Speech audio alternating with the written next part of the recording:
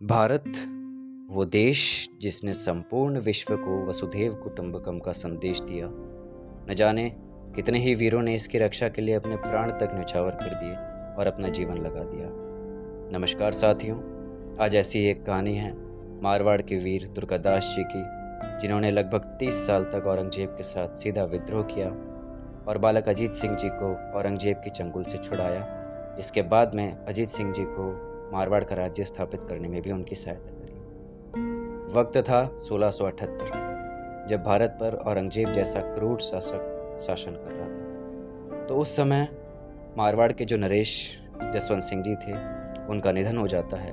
तो ऐसी स्थिति का फ़ायदा उठाकर औरंगजेब मारवाड़ पर अपना अधिकार कर लेता है और जसवंत सिंह जी के पुत्र बालक अजीत सिंह जी को दिल्ली में नज़रबंद कर देता है और उनके इस्लामीकरण पर भी जोर देता है। मारवाड़ की इस विपत्ति में दुर्गादास जी, रघुनाथ भाटी और मुकुंदास खिची अपने साहसिक प्रयत्न से वे बालक अजीत सिंह जी को दिल्ली से दूर ले जाने में सफल होते हैं। इसके बाद दुर्गादास जी कुछ समय तक अजीत सिंह जी को बलुंडा में रखते हैं।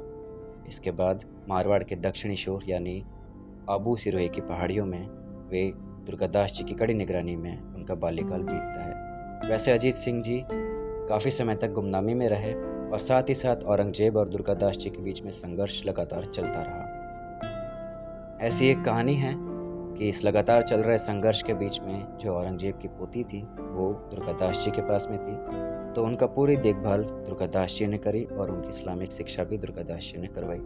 कुछ समय बाद जब उन्होंने औरंगजेब को वापस सौंपा तो औरंगजेब इससे बहुत प्रभावित हुए और दुर्गादास जी को कई जागीरें और खजाने देने को कहा, जिससे दुर्गादास जी ने मना करके औरंगजेब को मारवाड़ का राज्य अजीत सिंह जी को वापस देने को कहा।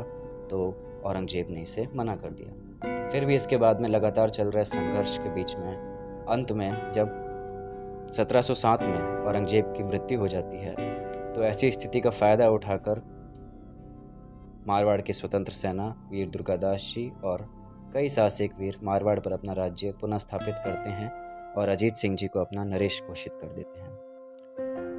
इसके बाद में भी दुर्गादास जी कई सालों तक मुगलों से लगातार संघर्ष कर रहे होते हैं और देखते ही देखते अजीत सिंह जी और दुर्गादास जी के बीच में कुछ मतभेद हो जाते हैं, जिसके चलते दुर्गादास जी मारवाड़ छोड़ देते हैं और कुछ समय तक वे मेवाड़ में रहते हैं।